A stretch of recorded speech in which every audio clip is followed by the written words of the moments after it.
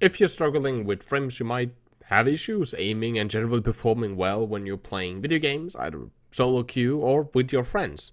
And fear not, today we will talk about how to perform better, also how to get a little bit more out of your system, but mainly how to perform better on a lower end PC, lower end hardware, where you are dropping frames and generally are struggling to keep a stable frame rate. Hello my beautiful and lovely gamers, as always my name is Jonal. Before the video starts, a like on the video generally helps out against YouTube's algorithm. Again, I'm still a small content creator, so every like and a comment is greatly appreciated. If you have your own tips, tricks, stuff that you have been figuring out with your setup that helps you gain frames, have a smoother gameplay experience or anything, drop that down in the comment section. I will heart some of the best ones so we can help each other out and make sure that we can, if someone is struggling and you find a great tips that I can't cover in this video due to just length restrictions, that is just a good way to kind of feed back into the community. So thank you guys for those who keep submitting your help and your suggestions down in that comment section.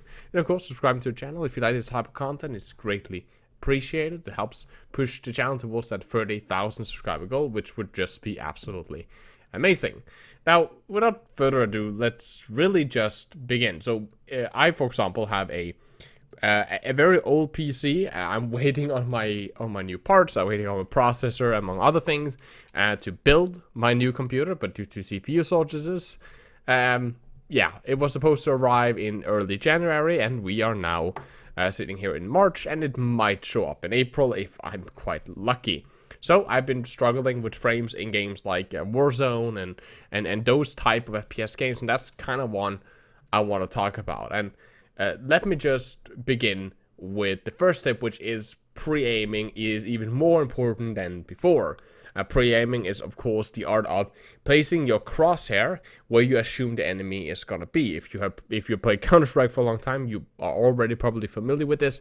But it's incredibly important to constantly keep pre-aiming where you think the enemy is gonna be, due to the fact that you doing a wide movement, you moving a lot around, can be inconsistent due to high frame rates. If you go from 90 to 40 in a team fight, or in a gunfight or whatever, and you have to flick across the screen and do all kinds of stuff, do huge movements, then that will, one, drop your frames a lot because you're rendering more and you're giving more input, and two, generally it will make aiming harder. The more you're dropping your frames, the harder it becomes for you to aim.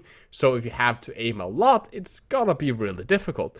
So trying to pre-aim where you think the enemy team is gonna be, make sure that that is around head height, so you can hopefully get those headshot multipliers. It's even more important than if you're playing on a high-end system. The second tips is make sure that you have stable FPS instead of high FPS. High FPS is always great, especially if you have a 140 Hz monitor, that you're running all that. But making sure you have stable FPS is far more important. You don't want to run 90 FPS when there's nobody around, and as soon as somebody starts shooting, it drops to 60 or 50. That huge drop is what makes the game feel so clunky, make it feel so sluggish, make you feel like you're almost like lagging when you're trying to aim and move your mouse, and can 100% just put off your aim entirely. Making sure that you rather put your frame limit on 60.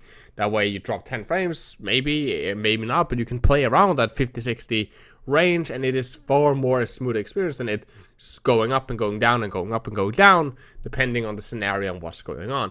Trust me, even though, again, playing on low frames isn't ideal, it is far better in the end, both experience-wise and also aim-wise. As you know, it will be the same amount of frames, and therefore it's much more easier to track and much smoother to generally move around the screen and aim around.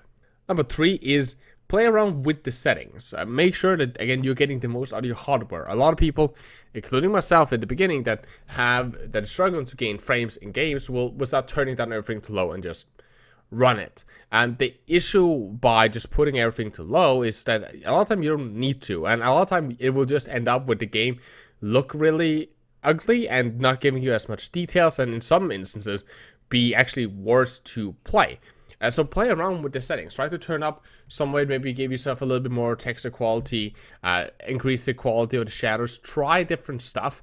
Generally stuff like shadow rendering that is unnecessary is pretty expensive, and the same with like huge particle effects, that's normally really expensive for your computer to render. But stuff like textures and making sure that your resolution stays the same is incredibly important.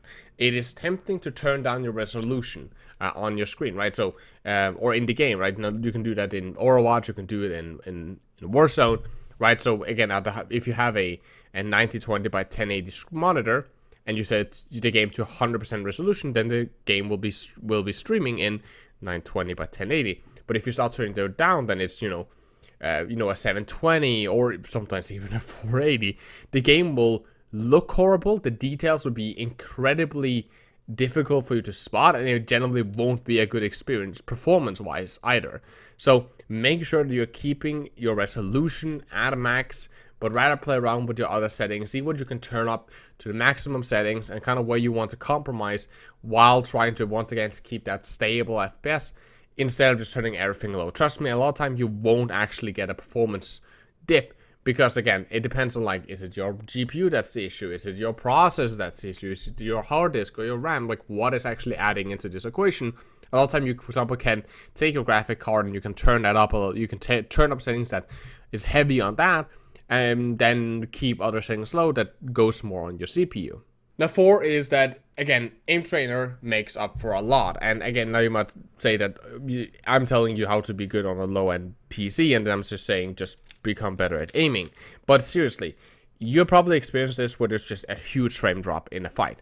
Like where the frames are just very unstable, right? Like they're spiking and dropping and spiking and dropping. Therefore, you can't really, like, confirm that your crosshairs are over the target if you want to keep aiming fast, if you want to kind of keep the tempo up in the fight. And therefore, being able to kind of just trust yourself, trust that you're flicking to the guy, trust that you're moving to the correct target, while of course pre-aiming, as we always talk about, is more important. Because again, you won't be able to see all the small details, you won't have time due to frame drops, everything will be so clunky that you will actually miss a lot of context on screen. And therefore, being able to almost like just blindly aim at something, you know where they are in your head, and you can just move your crosshair to that spot on the map, is incredibly important. So make sure you get your hours into Aim Lab. If you want the free Aim Trainer on Steam, then go to Aim Lab. They have a bunch of like pre-made workshops that you can go and you can download those and you can play through them, and they are really good. If not, then Aim Hero or Kovacs, or of course other aim trainers that you can find tutorials on. And that way, again, keep on grinding that aim so you get full control over your mouse. That way, again, when your frames are dropping, you have full control over your mouse. You can precisely put it where you want. And if you can play far more from game sense instead of just being this reaction Andy. And that brings me actually to my last point, reaction Andy. When you have low frames, and this might seem a little bit unintuitive, you gotta play aggressive. A lot of time, again, when you're playing on low frames, you normally will have like 50 frames. Again, the reaction time might be good, because again, your reaction time isn't the best, especially if you have a low-end PC. You might not have a high-end monitor with a high refresh rate, like a 144 Hz monitor, right? And even if you had low frames, kind of gives you a pretty big disadvantage when it comes to reaction times. And the fact that an enemy can push you, they can flash you out, they can push you in on you. So they get first, a lot of time they get peakers advantage on you, and then they have higher frames, they load faster, so you have a very slow reaction time. You won't see them early on your screen, and therefore you won't have a lot of time to react on. So therefore, actually being aggressive is really smart. If you're being aggressive, then you can force them into your situations. You can use your mechanics to play the scenarios you wanted. You can try to set the tempo. Doesn't mean that you should just run in headfirst and be stupid. Gotta play it smart. Gotta play, good, depending if you're playing Valorant or Overwatch or Warzone or Blackout. Whatever you're playing, you gotta play it logically in a good tactical manner and not just suicide rush in, but camping in a corner and hiding and trying to be like take them out with reaction time isn't always the most ideal scenario compared to pushing them and forcing an engagement from your perspective. It's such a better way of playing the game when you're playing on low frames than trying to constantly flick and react and play around with that. So that's kind of my last tip. Again, if you have your own, drop them down in the comment section. I will heart as many as possible. Of course, again, liking the video greatly helps out, sharing this around with friends, forums, Discord servers, whatever. Thank you guys so much for watching. My Discord, Twitter, and Twitch is of course linked down in the description if you're interested. Please do take care of yourselves, stay positive. My name is Jonal, and you guys keep the enemy in your crosshair.